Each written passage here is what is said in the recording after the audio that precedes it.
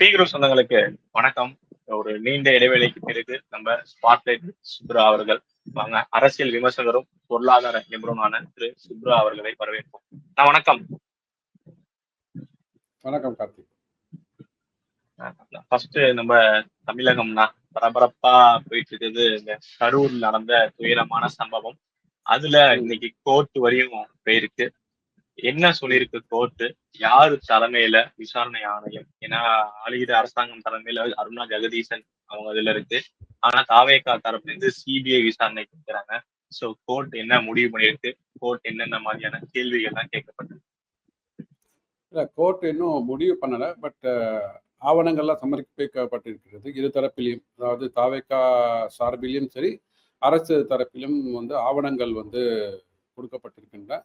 முதல்ல அவங்க என்ன கேட்குறாங்கன்னா, ஆர்கனைசர்ஸ் நீங்க ஏன் இதை அந்த மாதிரியான ஒரு அசம்பாவிதம் நடக்கும்போது அதை கவனிக்க தவறி விட்டீங்களே, ஏன் அந்த இடத்துலேருந்து நீங்க நழுவி போயிட்டீங்க, அப்புறம் ஏன் ஒரு பொறுப்பான ஒரு கட்சியாக நீங்க செயல்படவில்லை அப்படின்னு சொல்லிட்டு விஜய்க்கு நிறைய ஒரு கேள்விகளை வைத்திருக்கிறார்கள்.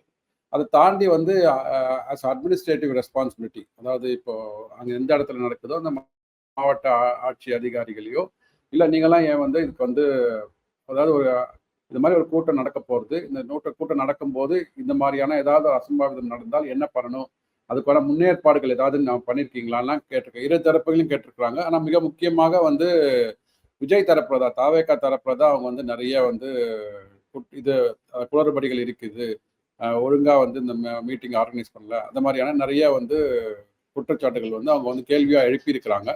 அதற்கு அடுத்து வரப்போகின்ற நாட்கள்ல பதிலளிக்க ஆரம்பிப்பாங்கன்னு நினைக்கிறேன். மிக முக்கியமாக என்னன்னா, நிறைய இந்த நேர கட்டுப்பாடு. ஓகே, அதாவது அவரு புஷி ஆனந்த் என்ன சொல்றாரு அப்படின்னா, அவர் 12 மணிக்கே வந்துடுவாரு அப்படின்னு சொல்லிட்டு ஒரு ப்ரெஸ் மீட்ல ஏதோ கொடுத்துருக்கு, ப்ரீஃபிங் பண்ணியிருக்கா போல. அதை நம்பி மக்கள் எல்லாரும் 8 மணிக்கு 8:45 மணிக்கெல்லாம் வந்துட்டாங்க. ஆனா இவர் அப்புறமா இவங்க ஒரு அப்ரூவல் கேட்ட லெட்டர்ல 3 மணிலேருந்து 7 மணிக்குள்ள தான் அவர் வருவாரு அப்படின்னு சொல்லியிருக்கிறாங்க. ஆனா அதையும் தாண்டி அவர் 8:45 மணிக்கு தான் வந்திருக்கிறாரு. ஸோ இந்த மாதிரி நிறைய கொடுத்த நீங்க என்ன ரெக்வஸ்ட் கொடுத்தீங்களோ அதை நீங்களே ஃபாலோ பண்ணல. அந்த ரெக்வஸ்ட்டுக்கு அவங்க பதிலாக இந்த நேரத்துலேருந்து இந்த நேரத்துக்கு வாங்கன்னு சொல்லியிருக்கிறாங்க, இந்த இடத்துக்கு சொல்லியிருக்கிறாங்க. அதெல்லாம் கரெக்டாக ஃபாலோ பண்ணாததுனால தான் இந்த மாதிரியான அசம்பாவிதம் நடந்திருக்குது. இதற்கு ஐ திங்க் இன்னும் விசாரணைகள் நடந்து கொண்டிருக்கிறது. அதில் மிக முக்கியமாக என்னன்னா, இப்போ எல்லாரும் எழுப்புற கேள்வி, ஏன் எஃப்ஐஆர்ல முதல் குற்றப்பத்திரிகை தாக்கல் பண்ணியிருக்காங்க இல்லையா, அதுல விஜயோட பெயர் விடுபட்டிருக்குன்னா விஜய் பேரை போடல. கொடுத்துட்டு விட்டாதான் விடுபட்டிருக்குன்னு சொல்ல முடியும். போடவே இல்லை. அவங்க ஏன் போடல? இதுல ஏதாவது அரசியல் ஆதாயம் தேடுவதற்காக, இல்ல திமுக பி டீமாக தாவேக்கா செயல்படுவதற்காக விஜய் விட்டுட்டாங்களா, இல்ல விஜய் ஓகே அப்படின்னு சொல்லிட்டு சரண்டர் ஆனதுனால விஜய் பேரை போடலையா? இன்னும் நிறைய கேள்விகள் இருக்கு. ஏன்னா இதெல்லாம் கேள்விகளுக்கு விடை கண்டிப்பாக திராவிட முன்னேற்ற கழகம் பதில் சொல்லி ஆக வேண்டும். ஸோ அப்படி இருக்கும்போது ஏன் இந்த 3 ஏன் போட மாட்டாங்க? நீங்க சொல்ற மாதிரி ஏன் முக்கியமான ஆள் விஜய் அவர்கள் தான் இவங்க குற்றச்சாட்டுறாங்க. முதல்வரா இருக்கட்டும், துணை முதல்வரா இருக்கட்டும், எல்லாருமே திமுக விஜய் அவர்களை தான் குற்றச்சாட்டுறாங்க. பட் ஏன் அவர் பேர் எஃப்ஐஆர்ல போடல? நான் அதாவது நம்ம சொன்னா எல்லாமே இவர்களுக்கு எதிராக பேசுகிறார்கள்ன்ற மாதிரி இருக்கும். ஆனா உண்மையை நீங்க ஒரு கடந்த காலம் ஒரு 10 வருடங்களை பின்னோக்கி போங்களேன். 10 வருடங்களாக யாரெல்லாம் சினிமா துறையிலேருந்து அரசியலுக்கு வரணும்னு முயற்சி பண்ணினாங்க, மிகப்பெரிய இது வச்சுக்கோங்க, ஆளுமைகள் வச்சுக்கோங்களேன். ரஜினிகாந்த் வரேன்னு சொல்லிட்டு பயமுறுத்தினாரு. கடைசியில் 2021 தேர்தலுக்கு முன்னாடி வராமல் போனார். ஆனால் அதுக்கப்புறம் பார்த்தீங்கன்னா நிறைய சன் நியூஸும் ரெட் ஜெயின் மூவிஸும் நடிக்க ஆரம்பித்தார். சரிங்களா? பெரிய ஆளுமை வர முடியாமல் போனதுக்கு காரணம் என்னன்னு தெரியாது. சரி, அதையும் தாண்டி இந்த டிவியில் டார்ச் லைட்டை போட்டு உடைச்சார் உலக நாயகன் கமலஹாசன். அவரும் வரேன்னார். அவர் வந்தார். ஆனால் ரஜினிகாந்தோட ஒரு படி மேலே வந்துட்டார். சொன்னதை செய்வோன்றவன் செஞ்சுட்டார் அவர். ஆனால் செஞ்சுட்டு காணாமல் போயிட்டார். எங்கே போனான்னா ஒத்த சீட்டு ராஜ்யசபா எம்பிக்கு, அது லோக்சபா எம்பி கூட கிடையாது. ராஜ்யசபா எம்பிக்கு நிற்காமே ஜெயிக்கணும்ல, நம்ம ஆடாமே ஜெயிச்சோமடான்னு சொல்லுவா மாதிரி நிற்காமே ஜெயிச்சார் அவர். ஸோ அவர் எங்கே போய் ஐக்கியமானார்? திராவிட முன்னேற்ற கழகத்தில். இப்போ அடுத்து இவர் வந்திருக்கிறார். ஸோ இப்போ இதெல்லாம் நீங்கள் கோடு போட்டு பார்க்கும்போது இந்த புள்ளியும் அந்த ஐஎன்டிஏ கூட்டணியில இணைவதற்கான அந்த புள்ளி வைத்த கூட்டணி நம்ம சொல்லுவோம் பார்த்தீங்களா, அதில் இணைவதற்கான வாய்ப்புகள் பிரகாசமாக இருக்குது அப்படின்னு தான் பார்க்க முடியுது. அடுத்தது இந்த விஷயத்துல முதல்வர் ஸ்டாலின் அவர்கள் வந்து ஒரு கேள்வி கேட்டிருக்காரு. என்னன்னா, இவ்வளவு விறுவிறுப்பா தேசிய ஜனநாயக கூட்டணியில இருந்து விசாரணை குழு அனுப்பியிருக்காங்க. ஏன் அந்த குழு வந்து மணிப்பூருக்கோ, குஜராத்ல நடந்த அந்த பாலம் இடிப்புக்கோ, இல்ல கும்பமேளா நடந்த சம்பவத்துக்கோ போகவே இல்ல. இத வச்சு யாரையும் அடக்க பாக்குறாங்க. இவங்க இப்படிலாம் எந்த முகமூடி போட்டாலும் இங்க வந்து தமிழ்நாடு வந்து இதுக்கு ஏமாற மாட்டாங்க. Tamil Nadu is out of control அப்படின்னு முதல்வர் ஸ்டாலின் அவர்கள் சொல்லியிருக்காரு. இல்ல Tamil Nadu is out of control அப்படின்னு அவர் கையை விட்டு போயிடுச்சு. அதுதான் வந்து அவர் ஒத்துக்கிறார். Tamil Nadu is out of control from ஆளுகின்ற திமுக கூட்டணியிலேருந்து வெளியில போயிடுது. அதுக்கு மிக முக்கியமான உதாரணம் வந்து இப்போ விடுதலை சிறுத்தைகள் திருமா கூட அவர் வந்து இந்த கரூர் சம்பவத்தை பற்றி வந்து கிரிட்டிசைஸ் பண்ண ஆரம்பிச்சிருக்கிறாரு. ஏன் வந்து அந்த ஆட்சி அதிகாரத்தில் உள்ளவங்க வந்து கரெக்டாக பார்க்கலையா, ஏன் வந்து இது மாதிரி பண்ணியிருக்கிறாங்க, அதுவும் குறிப்பாக வந்து ஏன் விஜய் மேலே கேஸ் போடலை அப்படின்னு அவரே கேட்டிருக்கிறார். தாவேக்கா நிர்வாகிகள், அங்கே உள்ள லோக்கல் நிர்வாகிகள் மேலே தானே கேஸ் போட்டிருக்கிறாங்க, ஏன் வந்து அவர் மேலே வந்து விசாரணையை நீங்கள் ஆரம்பிக்கவில்லை? இப்போ இன்னைக்கு தான் அந்த புஷி ஆனந்துக்கும் சிடிஆர் நிர்மல்குமார் அவர்களுக்கும் முன்னாடி ஆன்டிசிபேட்டரி பெயில் வந்து கேன்சல் ஆயிடுது இப்போ. சரிங்களா? எவ்வளோ விரைவாக வந்து ஆன்டிசிபேட்டரி பெயிலை கேன்சல் பண்ணுறாங்க பார்த்தீங்களா? ஏன் இப்போ ஒரு 2 நாளில் கண்டுபிடிச்சிட போகிறாங்க அவளை. இப்போ கண்டுபிடிச்சு ஜெயிலில் போடுறதுக்காக ஒரு 1.5 வருஷமா நீங்கள் வந்து உங்கள் கட்சியின் தியாகியாகிய திரு செந்தில் பாலாஜியின் சகோதரரை வந்து பிடிக்க முடிஞ்சது அவங்க? அவ்வளோ நாள் ஆச்சு, 1.5 வருஷமா தேடிட்டு இருந்தீங்கல்ல. ஆனால் இப்போ பாருங்க, இந்த ஆன்டிசிபேட்டரி மெயில் முடிஞ்ச உடனே ஒரு 2-3 நாளில் வந்து அவங்க அரெஸ்ட் செய்யப்படுவார்கள். ஓகே. ஸோ அதனால வந்து இந்த ஆட்சி வந்து யாருக்கு பாதுகாப்பு கொடுக்கிறது, யாருக்கு வந்து தனக்கு எதிராக யாராவது ஒரு குரல் கொடுத்தா அவங்க குரலை வந்து நசுக்க வேண்டும். இதுதான் வந்து ஜனநாயகத்தை காப்பாற்றுகின்ற இவர்களோட இது வச்சுக்கோங்களேன், கடமையாக நம்ம பார்க்குறோம். ஸோ அதனால குறிப்பாக உயர் நீதிமன்றமே அதை கேட்டிருக்குது. ஏன் வந்து நீங்க வந்து அந்த விபத்து நடந்த இடத்துல அங்க உள்ள அந்த விஜய் பயன்படுத்திய அந்த வாகனத்தை ஏன் நீங்க வந்து கைப்பற்றவில்லை, அதெல்லாம் கேட்டிருக்கிறாங்க. ஆனா என்ன ப்ராப்ளம்னா, இந்த விஜய் வந்து அவர் வந்து இந்த கள்ளக்குறிச்சி இந்த கள்ளச்சாராய இது இருந்தது, மரணம் இருந்தது இல்லையா, அதுக்கு உடனடியாக போனார் அவர்.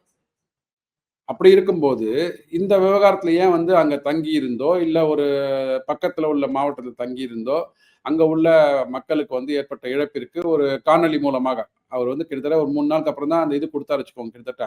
அது ஏன் உடனடியாக வந்து பண்ணலை? இப்படிதான் எல்லா சமூக ஊடகவியலாளரும் கேட்கறாங்க. ஏன் வந்து அப்ப நீங்க, அதாவது மற்றவர்கள் ஏதாவது ஒரு தவறு செய்தால் அதுல ஏதாவது இழப்பெடுத்தால் அது ஆதாயம் தேடும் போது, நீங்க நடக்கிற கூட்டத்தில் ஏதாவது ஒரு பிரச்சனை வந்துடுது, அங்க நீங்க வந்து தோளோடு தோளாக நிக்கணும்ல. S, agreed. அங்க நீங்க இருந்தீங்கன்னா திருப்பி வந்து கூட்டங்கள் ஜாஸ்தியாகும், ஸ்டாம்பைட் வரும், அதெல்லாம் ஒத்துக்க வேண்டிய விஷயம் தான், அதுல மாற்று கருத்து இல்லை. ஏன்னா நீங்க வந்து இன்னும் அரசியல் தலைவராக உருவெடுக்கவில்லை. இன்னமும் நீங்க வந்து ஒரு சினிமா துறையில் ஒரு மிக உயர்ந்த பட்சத்தில் இருக்கிற உச்சபட்ச நடிகராக தான் மக்கள் உங்களை பார்க்குறாங்க. அதனால தான் கை குழந்தையெல்லாம் கூட்டிட்டு வராங்க. கை குழந்தைய கூட்டிட்டு யாராவது வந்து அரசியல் கொள்கை விளக்க மாநாடுக்கு வருவாங்களா? ஒரு கவர்ச்சி நடிகரை பார்க்குவதற்காக வந்திருக்கிறாங்க. ஸோ அதனால வந்து அந்த அந்த கூட்டங்கள் இன்னும் அங்கே இருக்கிறதுனால தான் அந்த ஸ்டாம்பைட் இன்னும் ஜாஸ்தியாகும், போக்குவரத்தை வந்து ரெகுலேட் பண்ணுறது கஷ்டமாகும்னு சொல்லிட்டு நீங்கள் வெளில வந்தீங்க, அதை ஒத்துக்க முடியும். அது வந்து ஒரு தனிப்பட்ட சாதாரண மனிதனாக யாராலும் ஒத்துக்க முடியும். ஆனால் அந்த ஒரு வீடியோ பதிவை போடுவதற்கு ஒரு 60 மணி நேரத்துக்கு மேலே காலம் எடுத்துக்கொண்டது ஏன் அப்படின்றத கேட்குறாங்க. அதுவும் வந்து நீங்கள் தன்னிலை விளக்கமாக நான் வந்து இந்த மாதிரியான அசம்பாவிதத்துக்கு பொறுப்பேற்கிறேன்னா உங்களை உடனே பிடிச்சி ஜெயிலில் போட போகிறதில்ல. ஓகே, இனிமே இது மாதிரியான நிகழ்வுகள் நடக்காமல் இருக்கிறதுக்கு என்ன பண்ணணும், என்னென்ன ஸ்டாண்டர்ட் ஆப்ரேட்டிங் ப்ரொசீஜர்ஸ் வந்து நீதித்துறை கொடுக்க போகிறதோ இல்லை காவல்துறை கொடுக்க போகிறதோ அதை வந்து உள்வாங்கி கொண்டு இந்த மாதிரி மீட்டிங்ஸை நம்ம நடத்துவோம். இதில் வந்து இனிமேல் சிறார்களாக இருக்கட்டும், இல்லை வந்து வயதான பெண்மணிகள் யாரெல்லாம் வந்து நோய்வாய்ப்பட்டவர்கள் அவங்களாம் வர வேண்டாம். அது மாதிரி ஒரு எஸ்ஓபி கொடுத்துட்டாங்கன்னா அது அதனோட வரைவுக்கு உட்பட்டு இனிமேல் நடத்துவோம் அப்படின்ற மாதிரி ஒரு நிகழ்ந்த சம்பவத்துக்கு வந்து ஒரு இது போட்டுட்டு கண்டன தீர்மானம் மாதிரி போட்டுட்டு அதுக்கப்புறம் பார்த்தீங்கன்னா இதுவே வரப்போகிற காலங்களில் எப்படி பண்ண போகிறோன்றதை வந்து அவர் வந்து சொல்லியிருந்தா இந்த பிரச்சனை கொஞ்சம் சால்வ் ஆயிருக்கும். இவரும் வந்து வெளியில் போயிட்டார், உள்ள அவரோட திருப்பி பனையூருக்கு இங்கே வந்துட்டாரு. ஸோ அங்கே இருக்கிறவங்க வந்து என்ன பண்ணுறதே தெரியல. என்னன்னா அங்கே நிர்வாகிகள் அவங்க தான் தப்பு பண்ணாங்கன்னு சொல்லிட்டு அவங்க மேலே எஃப்ஐஆரை போட்டு போலீஸ் வந்து அவங்களை தேடிக்கொண்டிருக்கிறது. 2 பேரை வந்து அரெஸ்ட் பண்ணியிருக்காங்கன்னு நினைக்கிறேன் இப்போ. ஸோ அதனால பார்த்தீங்கன்னா இவர் இப்போ இந்த ஒரு பெருங்கூட்டத்தையே வந்து இவர்களால் கட்டுப்படுத்த முடியவில்லை. இதில் நடந்த அசம்பாவிதத்துக்கு ஒரு கடமையாக ஏற்றுக்கொண்டு இதுக்கு என்ன நிவாரணம் பண்ணணும், இதுக்கு அடுத்த கட்ட நடவடிக்கைன்னு உங்களால் பண்ண முடியல அப்படின்னா 8 கோடி மக்கள் நாளைக்கு நீங்கள் ஆட்சிக்கு வந்துட்டு என்ன பண்ண போறீங்க, எப்படி ஆளுவீங்க? இது மாதிரி ஏதாவது ஒரு அசம்பாவிதம் வந்ததுன்னா இவருக்கு போது இந்த கொரோனாலாம் வந்துன்னா என்ன பண்ண முடியும்? வெளியிலே வரமாட்டாரா? அப்போ வீட்டை விட்டு வெளில வர மாட்டாரா? ஆபரேஷன் சிந்தூர் மாதிரியான ஒரு போர் வருது. என்ன பண்ணுவாங்க அப்போ? ஸோ இந்த மாதிரியான ஒரு அசம்பாவித சூழ்நிலையில தான் தொண்டன் என்பவன் தலைவனாக மக்களால் பார்க்கப்படுவான். நீங்க வந்து அப்படியே தொண்டனாக வீட்டுக்குள்ள இருந்தீங்க அப்படின்னா, தொண்டனா கூட இல்ல நீங்க. நீங்க வந்து ஒரு சினிமால வந்து உங்க ரசிகர்களை வந்து ஒரு கவர்ச்சிகரமாக வசீகரம் செய்யும் ஒரு நடிகராக மட்டுமே இருக்க முடியும். இன்னொரு பக்கம் இப்ப இதுலயே ஒட்டி இன்னொரு கேள்வி என்ன ஆகுதுன்னா, விஜய் அவர்கள் வந்து கூட்டணி இவ்வளவு நாள் தனியா இருக்கார், தனியா நிற்பார் அப்படின்னு பேசப்பட்டது. பட் இப்ப இருந்து பாத்தீங்கன்னா அதிமுகவும் பாஜகவும் கொஞ்சம் அவருக்கு சப்போர்ட்டா பேசுனால இந்த சைடு வந்துருவாரு, தேசிய ஜனநாயக கூட்டணி பக்கம் வந்துருவாரு அப்படிங்கிறாங்க.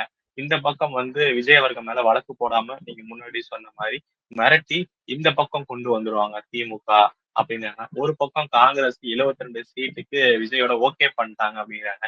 சோ விஜய் எப்படி இருப்பா, அவரோட அடுத்த அரசியல் நகர்வு எப்படி இருக்கும், கூட்டணி எப்படி இருக்கும்? சரி, கண்டிப்பாக வந்து எனக்கு தெரிஞ்ச அதிமுக, பிஜேபி கூட்டணியில வருவதற்கு வந்து சாத்தியங்கள் மிக, மிக, மிக குறைவு.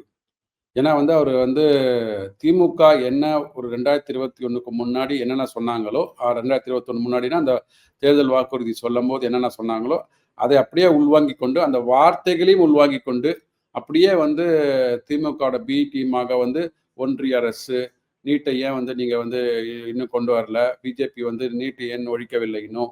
அப்படின்னு சொல்லிட்டு வந்து எதெல்லாம் வந்து திமுக வந்து மத்தியில் ஆளுகின்ற பிஜேபி எதிர்க்கிறதோ, அதை அப்படியே உள்வாங்கிக் கொண்டார். அதை வந்து அப்படியே மக்கள்கிட்ட போயிட்டு சேர்க்கிறார் அவரோட கொள்கையாக. இங்க பாத்தீங்கன்னா அதிமுக என்னெல்லாம் திமுக மேல குற்றச்சாட்டார், பிஜேபி வந்து திமுக மேல என்ன குற்றச்சாட்டு வைக்கிறாங்களோ அதையும் வந்து எடுத்துக்கொண்டு இங்க வந்து திமுக மேல குற்றச்சாட்டு வைக்கிறார். ஆனா இதனால அவர் திமுக இந்த இந்த கரூர் சம்பவத்தினால திமுக கூட்டணிக்குள்ள போவாரா அப்படின்னா திமுக அதை விரும்பாது. ஏன்னா திமுகவுக்கு தெரியும் அங்க உள்ள கட்சிகள்லாம் பாத்தீங்கன்னா எப்படி வந்து ஒரு 4 சீட்டுக்கும் 5 சீட்டுக்கும் வந்து எப்படி வந்து அடிமையாக ஒரு கடந்த ஒரு 2017 இருக்கிற மாதிரி இவர் அது மாதிரி இருக்க மாட்டார். ஏன்னா இவருக்கு ஒரு செல்வாக்கு இருக்கிறதுனால எப்படி வந்து கமலஹாசனுக்கு வந்து சீட்டே கொடுக்காம ராஜ்யசபால சீட்டு ஒதுக்கினாங்களோ அதை மாதிரி இவருக்கு வந்து நீங்க வந்து ஒண்ணுமே பண்ணணும், நேரடி அரசியலுக்கு வர வேண்டாம், ராஜ்யசபாவுக்கு சீட்டு ஒதுக்குறேன் அப்படின்ற மாதிரி தான் சொல்லி அவரை வந்து ஆஃப் பண்ணுவாங்களே தவிர இவர் நேரடியாக அரசியலுக்கு கொண்டு வந்துட மாட்டாங்க. அதுல வந்து ஸ்டாலின் வந்து ரொம்ப ரொம்ப ஒரு தெளிவா இருப்பார். ஏன்னா அவர் வந்து 40 ஆண்டுகால அரசியல்ல அவர் கலைஞரோட இருந்திருக்கிறாரு. ஸோ எவ்வளவு பேரை வந்து அப்படியே வந்து செகண்ட் லைன்லயே வச்சிருக்கிறாரு, செகண்ட் லைன்ல இல்லாம கூட பண்ணியிருக்கிறாரு. மூக அழகிரி சொந்த அண்ணனை கூட வந்து அரசியல் வாழ்க்கையிலேருந்து அவர் துறவரம் போற மாதிரி அவர் வெளில தள்ளிட்டாரு. கனிமொழி மேடம் வந்து இதுக்கு பார்லிமெண்ட்டுக்கு அனுப்பிச்சிட்டாரு. தன்னுடைய குடும்பம் அடுத்து வரப்போகின்ற வாரிசு துணை முதலமைச்சர் ஆயிட்டார். அடுத்த முதலமைச்சருக்கு ரெடி பண்ணிட்டு இருக்காங்க. அதனால அவர் ஸ்டாலின் அவருக்கு தெரியும் யாரை வந்து நம்மள்ட்ட நெருங்க விட வேண்டும், யாரை வந்து யாருக்கு வந்து தேர்தலில் கூட்டணியில சீட்டில் கொடுக்க வேண்டும். கூட்டணியில வந்து சீட்டு கொடுத்தால் கூட வந்து நாம் சொல்றபடிதான் நடப்பாங்க அப்படின்னு சொல்லுவார். அந்த மாதிரியான இதுல பாத்தீங்கன்னா விஜய் வந்து விழுவாரான்னு தெரியல. ஆனால் தேர்தலுக்காக கூட்டணி வச்சுக்க மாட்டாரு. ஆனா அரசியலுக்கு கூட்டணி வச்சுப்பார். இப்ப சென்ட்ரல் நோக்கி போவோம். ராகுல் காந்தி அவர்கள் இங்க எதுவுமே தொடர்ந்து பேச மாட்டேங்கிறாரு. வெளிநாட்டு பக்கம் போனாலே எதையாவது நம்ம இறையாண்மை, குறிப்பா நம்ம பாரதத்துக்கு எதிராக பேசிட்டே இருக்காரு. இப்ப அண்மையில கொலம்பியா போய் அங்க வந்து ஜனநாயகத்துல ஒரு படுகொலை நடக்குது இந்தியால, அப்புறம் RSS பத்தியும் வந்து தவறான விஷயங்களை பேசுறாரு. என்னதான் ஆச்சு ராகுல் காந்தி அவர்களுக்கு? ஏன் தொடர்ந்து இந்த மாதிரி பேச்சுகள் பேசுறாரு? கொலம்பியால என்ன மாதிரியான பேச்சுகள் பேசியிருக்காரு? இங்க இருக்கிற 140 கோடி மக்கள் நீங்கெல்லாம் அவர் பேசுறதை கேட்டிருந்தீங்கன்னா அவர் ஏன் வெளில போய் பேச போறாரு? இங்க நீ கேட்கறதுக்கு ஆள் கிடையாது. அதனால அங்க வந்து இப்ப நம்ம இங்கேருந்து ஒரு 1 மாதத்துக்கு முன்னாடி முதலமைச்சர் ஸ்டாலின் ஐயா கூட போயிட்டு ஒரு ஆக்ஸ்போர்ட்ல போயிட்டு ஒரு படம்லாம் திறந்துட்டு வந்தாரு. ஒரு 227 பவுண்டு கொடுத்து ஒரு ரூமை வாடகைக்கு எடுத்து அங்க வந்து ஒரு சிறப்பு படத்தெல்லாம் திறந்துட்டு வந்தார்ல. அத மாதிரி இவங்க அங்க போயிட்டு ஒரு கான்ஃபரன்ஸ் ஏற்பாடு பண்ணியிருப்பாங்க. அவங்க அங்க உள்ள மக்கள். அதுல போயிட்டு இவர் பேசுவாரு. அவங்க கூப்பிட்டா தான் இவர் போய் அங்க போய் பேச முடியும். ஆனா இவருக்காக ஒரு வந்து இவர் பேசுறத கேட்கறதுக்கு வந்த கூட்டமா பார்த்தீங்கன்னா, அது மாரிலாம் இருக்காது. அங்க ஒரு கான்ஃபரன்ஸ் நடக்கும். அதுல வந்து ஒரு டைம் ஸ்லாட் குடுத்துருப்பாங்க. அங்க போய் பேசுவாரு. அங்க போய் என்ன பேச முடியும்? இங்க எதெல்லாம் பேச முடியாதோ, மக்கள் இங்கெல்லாம் வந்து அத பேசினா பொருட்படுத்தவே மாட்டாங்க. நீங்க குறிப்பா சொன்ன மாரி RSS பத்திலாம் சொல்றீங்க நீங்க. ஒரு நூற்றாண்டு கண்ட இயக்கம். அந்த இயக்கத்துல வந்து சாவர்கர் என்ற பெரிய மாமனிதர் இருந்தார். இவரு அத பத்தி தெரிஞ்சுக்கணும்னா, அவங்க பாட்டி அம்மாட்ட கேட்டுருக்கணும். அவங்க பாட்டி இதுதான் பாட்டி சொல்லை தட்டாதே அந்த படம்லாம் இவர் பார்த்ததில்ல. பார்த்திருந்தாருன்னா பாட்டி சொல்லை தட்டாம இருந்திருப்பாரு. இவர் அந்த படத்த பார்க்காதனால பாட்டி சொன்னதெல்லாம் கேட்கறதில்ல. அம்மா சொன்னத கேட்கறதில்ல. பாட்டி சொன்னத கேட்கறதில்ல. பாட்டி சொல்லியிருக்கிறாங்க. அந்த மாதிரி சாவர்கர் வந்து நம்ம சுதந்திர இந்தியாவுக்கு சுதந்திரத்துக்காக இந்தியாவுக்கு எவ்வளவு பாடுபட்டிருக்கிறாரு, அவரோட நூற்றாண்டு விழாவை வந்து நம்ம வந்து சிறப்பாக கொண்டாடணும்னு சொல்லிட்டு முன்னாள் பிரதம மந்திரி இந்திரா காந்தி அவர்கள் கைப்பட லெட்டர் எழுதியிருக்கிறாங்க. அந்த லெட்டரை வேணா நீங்க வந்து இந்த வீடியோ பதிவின் போது அதையும் சேர்த்து வந்து ராகுல் காந்தி ஐயாவுக்கு வந்து இந்த வீடியோ காணொலியை அனுப்பிச்சு விடலாம் அவருக்கு. அதை பார்த்து அவர் புரிந்து கொள்ள வேண்டும். எவ்வாறு அவர்களுடைய கிராண்ட் மதர் பாட்டி அவர்கள் இவர் சொல்கின்ற அந்த ஆர்எஸ்எஸ் இயக்கத்தை சார்ந்த சாவர்கரை பற்றி ஒரு பாராட்டு கடிதம் எழுதி அவரோட நூற்றாண்டு விழாவை வந்து இந்தியா முழுவதும் பாரதம் முழுவதும் வந்து செலிப்ரேட் பண்ணணும்னு சொன்னதுக்கு இவர் வந்து அந்த இயக்கத்தின் மேல எப்படி வந்து இந்த மாதிரி குற்றச்சாட்டு வைக்கிறார்? இது எப்படி முன்னுக்கு பின்முரணாக இருக்குது இல்லைங்களா? ஒன்றும் இல்லை. இப்போ நீங்க முன்னாடி ஒரு கேள்வி கேட்டீங்க, என்டிஏ வந்து குழு இங்க வந்ததுன்னு சொல்லிட்டு. ஸோ சரி, என்டிஏ குழு இங்க வந்தது, அதை விட்டுடுங்க. ஆபரேஷன் சிந்தூர் போது அனைத்து எதிர்க்கட்சிகளை சேர்ந்த எம்பிக்கள், மிகப்பெரிய தலைவர்கள், அவங்க ரீஜனல் பார்ட்டிஸ்ல தே ஆர் தி லீடர்ஸ், அவங்களாம் சேர்த்து ஆபரேஷன் சிந்தூர் என்ன நடவடிக்கை எடுத்தோம், நம்ம எப்படி வந்து அந்த போரில் நாம் வென்றோம் சொல்லிட்டு எல்லாருக்கும் வந்து கிளியரா வந்து ரோட் மேப் போட்டு கொடுத்து என்னெல்லாம் பண்ணினோம்னு சொல்லிட்டு அதை வந்து உலகத்தில் உள்ள அனைத்து நாடுகள்ட்டையும் போயிட்டு பேசிட்டு வந்தாங்க இல்லைங்களா? ஸோ அப்போ வந்து இங்கே வந்து எதிர்கட்சிகள் ஆளுங்கட்சிகள் எந்த பாரபட்சம் இன்றி ஒவ்வொரு பெரிய தலைவர்களை தேர்ந்தெடுத்து மாநிலத்திலையும் தேர்ந்தெடுத்து ஆளுகின்ற பிஜேபி ஆளுகின்ற மாநிலங்களிலும் தலைவர்கள் போனாங்க, எதிர்கட்சி ஆளுகின்ற மாநிலங்களும் தலைவர்கள் போனாங்க. அவங்களாம் செலக்ட் பண்ணி அனுப்பிச்சாங்கல்ல. அதுக்கப்புறம் போயிட்டு வந்ததுக்கப்புறம் திருப்பி ஆபரேஷன் சிந்தூர் பற்றி உங்களுக்கு கிளாரிட்டி கிடைச்சிதா உங்களுக்கு? அப்பயும் நீங்க சொல்றீங்க ட்ரம்ப் சொன்னதுனால தான் வந்து போரை நிறுத்தினாங்க, பாகிஸ்தான் கேட்டுக்கொண்டதுபடி ட்ரம்ப் வந்து 3-4 முறை வந்து இவருக்கு பிஎம் மோடிக்கு ஃபோன் பண்ணாரு, அதுக்காக பயந்து தான் போரை நிறுத்திட்டாங்க.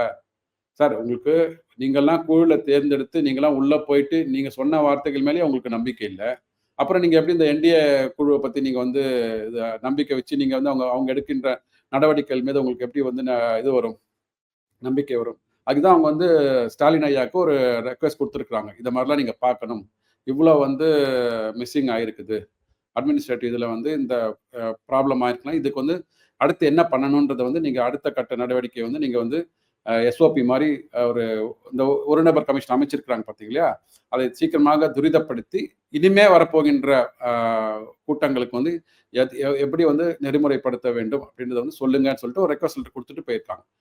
நீங்களா இருக்கிற குழுக்கள்ல போய் மற்ற நாடுகள்கிட்ட பேசிட்டு வந்ததுக்கு அப்புறம் அதை வந்து பேக் அடிக்கிறீங்க. இல்ல என்டிஏ என்கின்ற ஒரு கூட்டணி அவங்க வந்து அவங்களுக்குள்ள உள்ள எம்பிஸை வந்து ரெப்ரசன்ட் பண்ணி இங்க என்ன நடந்ததுன்னு தெரிஞ்சுட்டு அது ஒரு அறிக்கையா கொடுத்தாலும் அதையும் ஏற்க மறுக்கிறீங்க. நீங்க தானா சொன்னாலும் கேட்க மாட்டீங்க, தானாவும் படிச்சுக்க மாட்டீங்கன்னா நான் என்ன பண்ண முடியும்?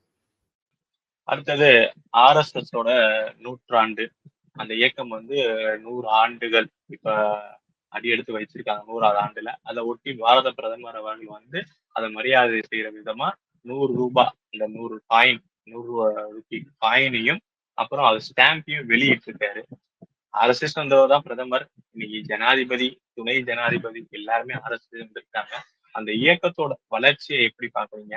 அவர் அந்த நாணயத்தையும் ஸ்டாம்பையும் ரிலீஸ் பண்ணனால இங்க இருக்கிற முதல்வர் ஸ்டாலினா இருக்கட்டும், இல்ல கம்யூனிஸ்ட் அங்க ஆளுகிற கேரளா ஆளுகிற பினராயி விஜயன் அவர்கள் வந்து அதை எதிர்க்கிறதையும் எதிர்கட்சிகள் எதிர்க்கிறதையும் எப்படி பாக்குறீங்க?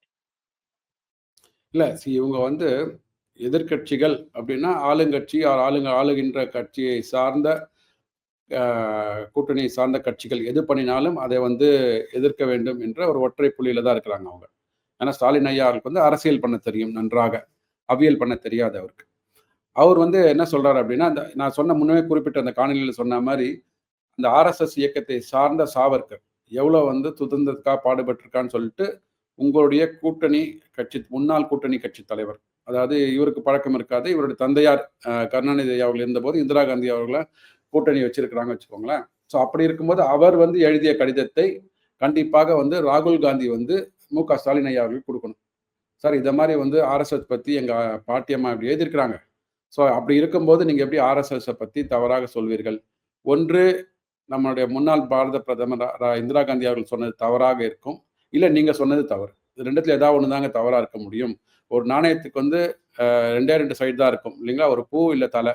அந்த மாதிரி இந்த நிகழ்வுக்கு ஏதாவது ஒன்று சரி, ஏதாவது ஒன்று தவறு. இப்போ நீங்கள் சொல்கின்றது சரியா, இல்லை இந்திரா காந்தி அம்மா சொன்னது சரியா? ரெண்டுத்த வந்து அவர் கேட்டு புரிந்து கொண்டு இனி வரும் நாட்கள்ல ஆர்எஸ்எஸ் மேல குற்றச்சாட்டை வைக்கணுமா வேண்டாமான்னு அவர் முடிவு பண்ணிக்கணும். அது போகும். இப்போ இந்த கொஞ்ச காலத்துக்கு முன்னாடி ராஜ்நாத் சிங் ஐயா அவர்கள் இல்லைங்களா, அவர் வந்து எனக்கு தெரிஞ்ச ஆர்எஸ்எஸோட பாரம்பரியத்தில் வந்தவர்.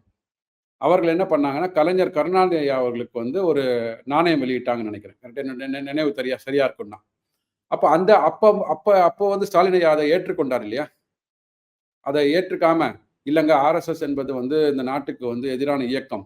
ஸோ அதன் மூலமாக வருகின்ற என் தந்தையாருக்கு வந்து நீங்க வந்து ஒரு பாராட்டு செய்றீங்க, மரியாதை செய்றீங்கன்னா, நான் ஏத்துக்க முடியாதுன்னு சொல்லியிருக்கணும்ல.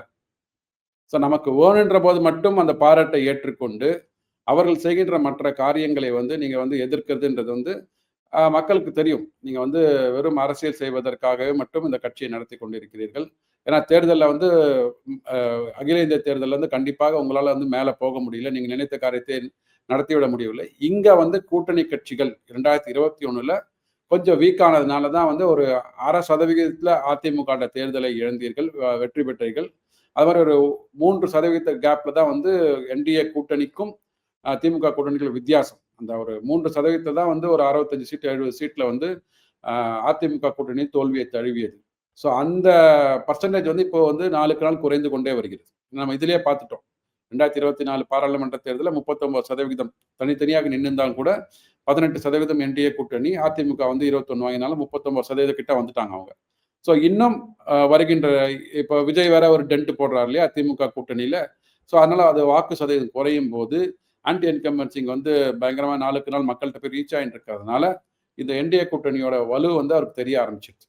அதனால வந்து எங்க நடந்தாலும் எந்த பிரச்சனைகள் நடந்தாலும் அதை வந்து தன்மயமாக்க வேண்டும், தன் வசப்படுத்த வேண்டும்ன்றதுக்காக ஏதாவது ஒரு டெய்லி ஒரு ட்வீட்டை போட்டு இது மாதிரி ஆர்எஸ்எஸ் இது மாதிரி பண்ணாங்க, பிஜேபி இது மாதிரி பண்ணாங்க, என்டிஏ கூட்டணியை குழு அனுப்புறாங்க, இது மாதிரி ஏதாவது ஒரு கேள்வியை கேட்டு சோசியல் மீடியால ஆட்சியை நடத்தி கொண்டிருக்கிறார்கள், அரசியலை செய்து கொண்டிருக்கிறார்கள்.